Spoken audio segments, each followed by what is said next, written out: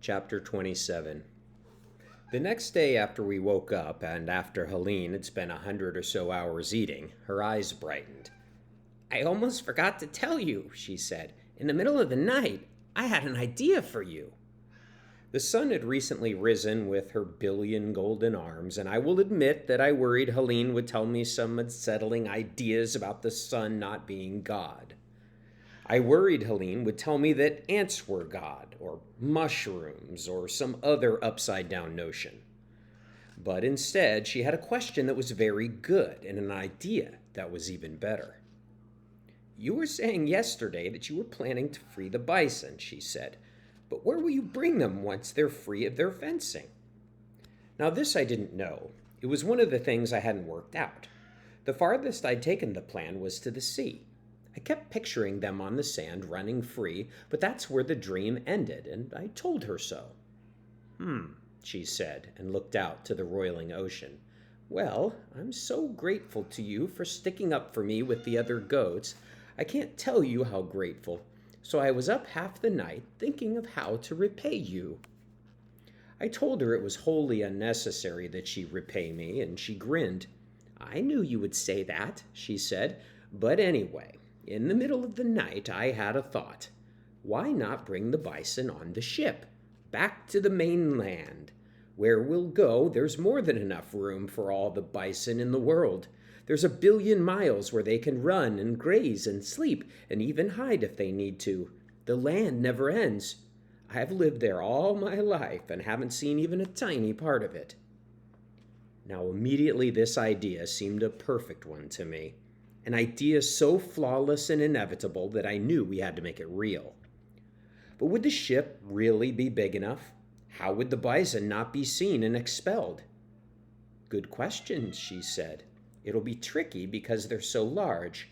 I assume your bison pals are large?" I confirmed to Helene that they were indeed very large. "Well," she said, "the thought that I had was that maybe they could mix in with all of us, especially if we were jumping around and on each other's backs, which we do sometimes. And when we all tramp up the gangway onto the ship, your bison friends could sneak in there among us and maybe they wouldn't get noticed." Helene closed her eyes as if picturing it. She nodded at the sight in her mind. "It's an idea anyway." Now she looked out at the innumerable goats of all colors, and I did too. I wondered if the bison could possibly blend in among them. There were some larger goats, but even the largest among them was less than half the size of Meredith, the smallest of the bison. But we could work on it, I thought. Well, it'll take a lot of planning, 100 years of planning, but I know it will work. I told her she was quite brilliant, and I told her that I was grateful, and I told her that tomorrow I would tell the assistant eyes about the plan, and if they liked it, a few days later I would tell the bison, and then we would begin drawing up schemes. I was going on and on and on, and that's when Helene stopped me. "We don't have 100 years to plan this," she said. "We don't have 100 days or even 100 hours. The boat leaves tomorrow morning at 7:08. Chapter 28. And then I was running. I was running because there was little time to plan all of this, to make all of this happen, and I was running because at that moment I couldn't look at Helene. She was my new and very good friend, a friend who opened my mind and filled it with new treasures, and now she was leaving. The thought hit me like a 1,000-foot-tall wave with all of its chaos and cruelty. But more important than my sadness about losing this friend was the possibility, the inevitability of freeing the bison.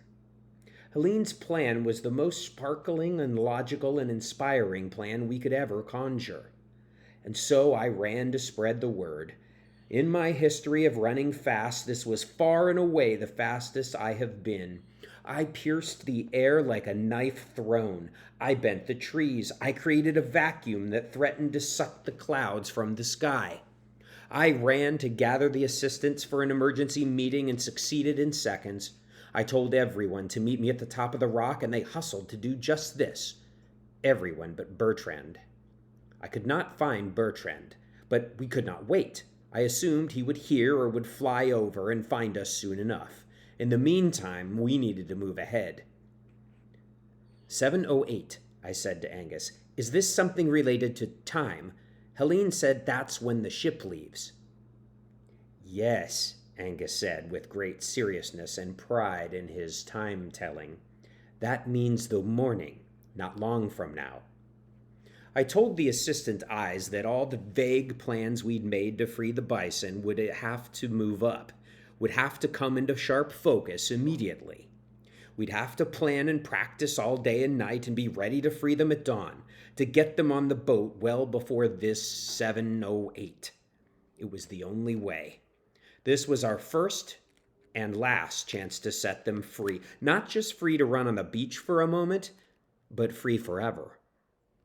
That is a lot to take in, Angus said. My brain is vibrating, Yolanda said. I like it, Sonia said. I think it can work. I was surprised by Sonia's confident tone, and everyone else was too. I don't think anyone was doubting that we should free them or that this was a good opportunity to do that, but Sonia was the first to give this new and precious chance momentum. We need to start now, she said. I loved her for that. Sometimes in this life, so much depends on one friend simply saying, yes, we must do this. Or, yes, I see it that way too. Or, it is high time that we do something great and grand. And now with that simple statement, the fact of us doing this, of freeing the bison the next morning, became real. Now it was just a matter of directing every fiber of our being in every moment from now till then to the task. So it was easy, but also not so easy. It was one of those instances where it's so complicated that it's simple, because we knew how complicated it would be, and that idea was simple enough. I said all this to the assistants, and they looked at me with blank stares. I realized that when I'd shared this notion with Bertrand, it had made perfect sense. Anyway, Angus said, we have less than 24 hours. Everyone's stares were still blank, but this blankness was now directed at Angus and not me, for which I was grateful. Less than a day, he clarified, and we went to work. I had wanted to make sure the assistants agreed with the plan before I brought it to the bison, and now I felt ready. I came to their enclosure and found them surrounded by humans, more than I'd ever seen in their midst before, and some I recognized and some I didn't.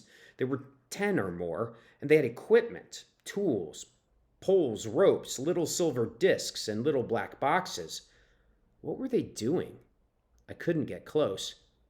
Something about the bison being surrounded by humans with their tools made me all the more determined to set them loose. And so the rest of the daylight hours were busy with the assistants and me meeting and planning and convincing. With Angus, we convinced the raccoons to help, which wasn't very difficult, for they like nothing better than mischief at the expense of humans. And honestly, I think they were happy to shift the focus from the museum break-in plan, which they had never loved. With Yolanda's help, we met with the pelicans, 20 or more of them, to work out their role, mostly one of observation and possible misdirection. She also gathered the gulls, who were skeptical about the feasibility of the plan, but who agreed to go along. There's something about an urgent task that unites and inspires. No one said no to us, except, of course, the ducks. It was Sonia's idea to ask the ducks. I had insisted that there was no point, and Angus and Yolanda had agreed. There was nothing ducks could do that gulls could not do, so why ask the ducks in the first place? Why risk them mucking up the plan as only ducks can do? Yolanda and Angus would not take part in the asking of the ducks. Exasperated, they went off to clear their heads. And there we were, Sonia and me, with the ducks, standing on the edge of their smelly pond as they swam about, barely paying attention to us. When they finally noticed us standing at the water's edge, waiting to be noticed, one of them swam over. What's this all about?" said the one, their leader. His name was Jerome. I told him that we planned to free the bison. Who are the bison? Said another duck. This one's name was Jerry. All the ducks' names began with J. It's one of the many, many upsetting things about the ducks. Not that there's anything wrong with this J sound, it is a fine sound, but all animals of a species should not have to adhere to one starting letter. It is bad form and against all the laws of nature and good taste. Anyway, we explained who the bison were. I didn't know how the ducks did not know who the bison were, but nothing about the ducks surprised me. So what do you say you're doing with them? Jerome asked. We're freeing them, I said. From what? They're not free? Jerome said. They're stuck inside a fence, we told him. Jerome's head was suddenly underwater, so I didn't know if he'd heard me or not. He popped up again, but then Jerry's head went under. Tell me again, when is this happening? Jerome asked. Early tomorrow morning, I said. Oh, well, the morning is a very busy time for us, he said, and ducked his head underwater again, and Jerry reappeared. Very busy, he said. We have to swim in the morning and periodically put our heads underwater. This is key. And he popped his head underwater. But Jerome was back. Such a busy time, Jerome said. Another duck's head popped out of the smelly green water. What are we talking about? She asked. This one's name is Jackie. These guys want us to free the squirrels, Jerome told her. Not the squirrels, I said. The bison. Why would they want to free those squirrels? Jackie asked. The squirrels seem pretty free to me. Bison, I said. We're trying to free the bison. Bison? Jerome said. Are those the big guys in the fence? Who says they want to be free? We did, and they did, I said. I tried to explain that their wanting to be free was not part of the debate, that we were actually hoping to get the ducks help in freeing them, but they continued to jabber among themselves. Why don't they just fly over the fence? Jackie asked. I don't think they can fly, Jerome said. Sure they can, Jackie insisted. I see them flying all the time. They're white and fluffy, and they fly sort of slowly. All right, that's right, Jerome said. I think you're talking about clouds, Jerry said. No, we're talking about squirrels, Jackie said. Bison, Jerome corrected. What are we talking about again? Said a fourth duck, this one named Jeremiah. My beak is itchy. And at that, we felt it was time to leave. We turned away, and I heard one of the ducks say, Who was that? The answer was, No idea. When we were out of earshot, I told Sonia that we should not have asked the ducks. No serious plan ever involves ducks. Finally, she agreed, though she seemed bewildered and disappointed that the ducks could not be inspired. But we did need the rats, the crows, and the horses. So we made arrangements with all of them, and to the last creature they were excited about the plan, about freeing the bison, and were quite happy to do it as soon as possible. After all of our gatherings and plannings, I was so tired that I needed some time at the top of the rock for air and contemplation. Don't worry, Sonia said. She had come up next to me. This time she'd approached with confidence, with directness, without any of the shyness that I had known her for. I have to say, the transformation was remarkable, and I was very proud of her. Even her busted eye looked better. It seemed to have turned itself into a handsome scar, a dignified thing. We're making good progress, she said. I even think the ducks will surprise you in the end. I think everyone has a role to play. I sighed the loudest sigh of my life. Again with the ducks. And also, she said, you know there's been talk about who will oversee things in the park when the bison are gone?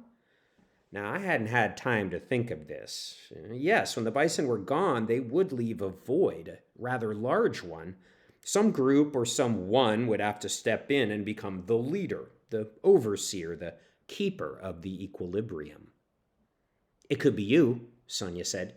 Think of it. You're already the closest to the bison. You know all they know. In fact, you've delivered all the information that they have. So it just seems natural that you take over when they're gone. Now, this I hadn't thought of.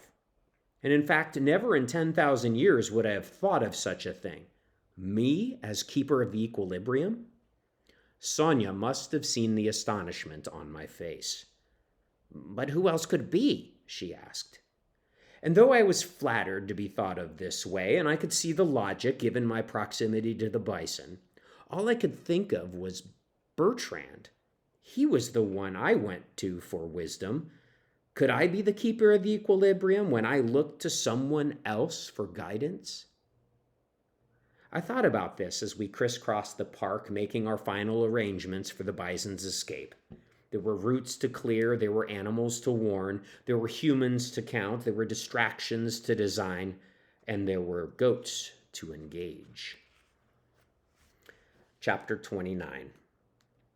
I had made a plan with Helene to talk to the goats once their day was done. It was just before sunset when I went to the windmill and found them all still eating, their heads down and jaws churning.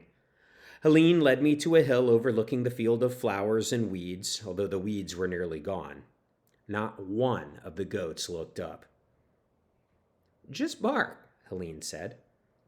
Bark? I asked. Do you know how to bark? She asked. Usually the dogs bark.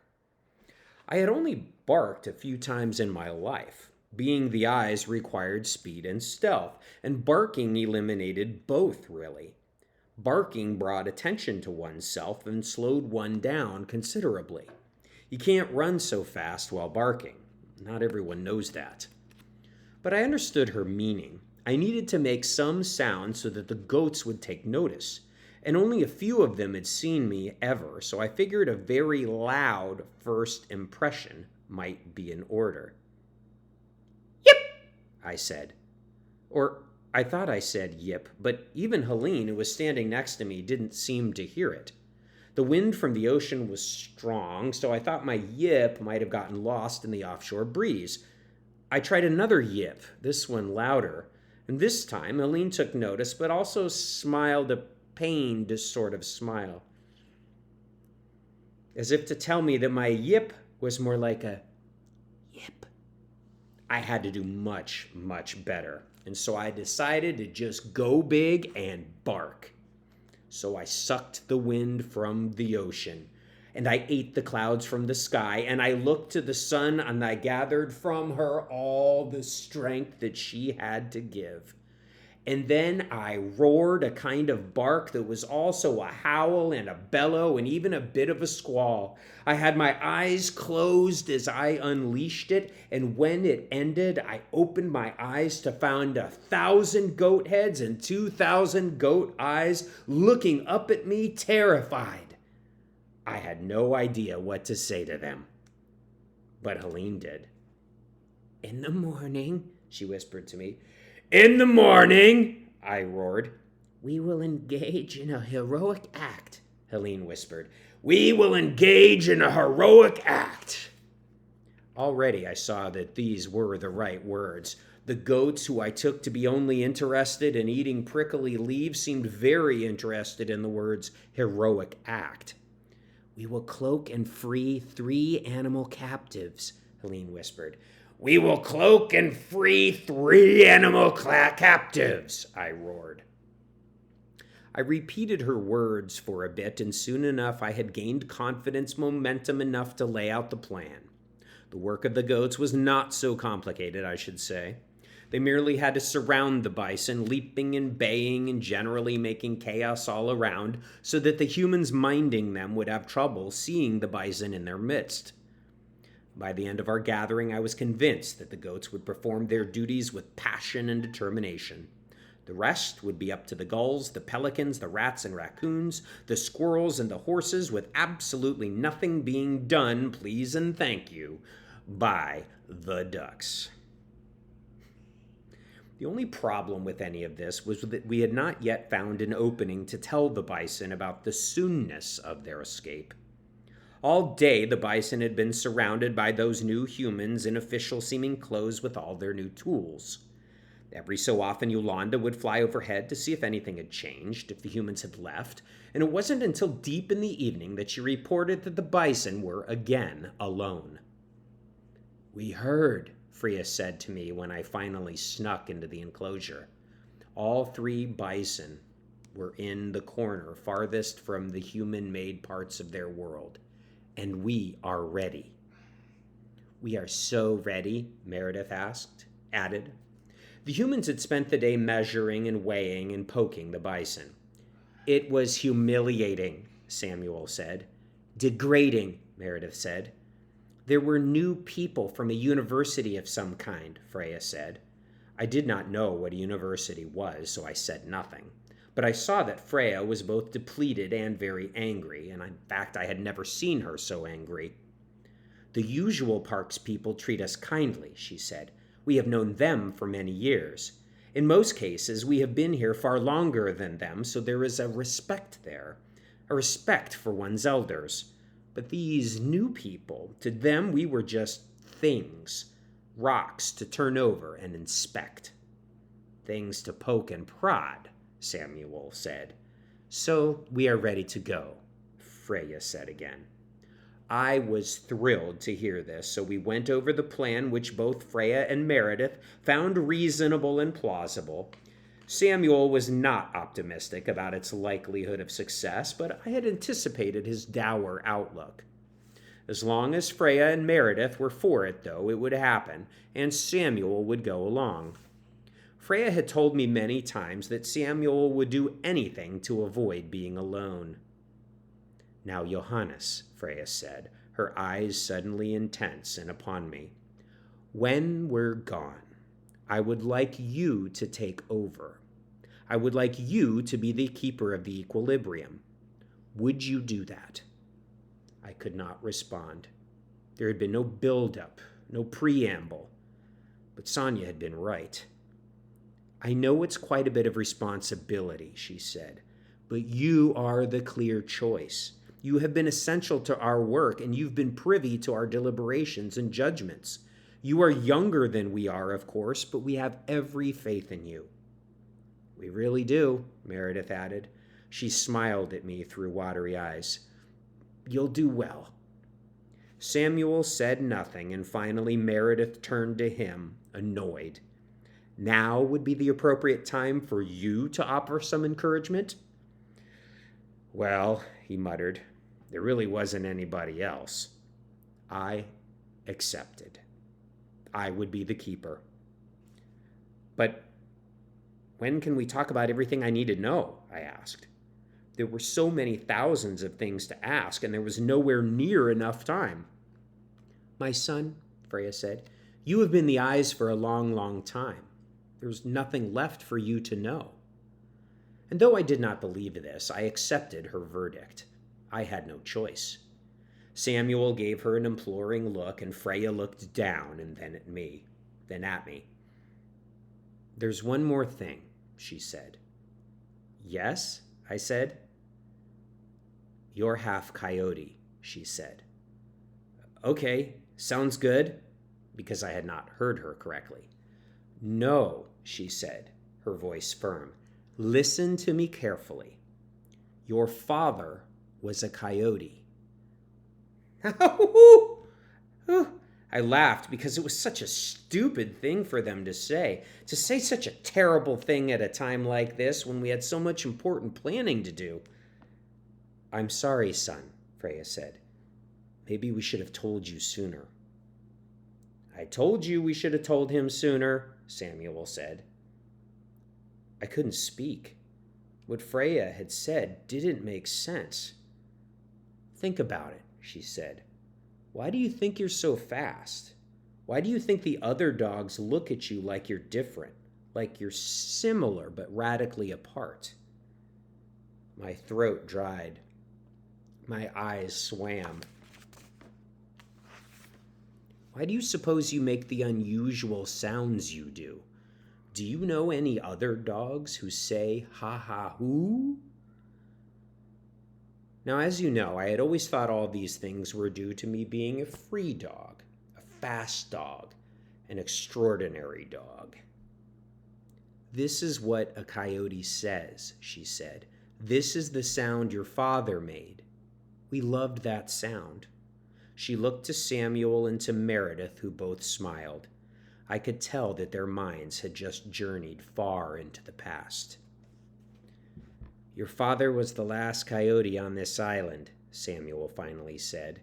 "When he died, all that was left of his kind was you."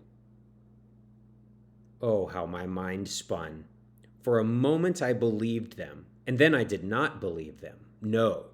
They were old, and their minds were not sharp. This could be some sort of dream thought of theirs, some strange error of fading minds. "He was quite majestic," Meredith said.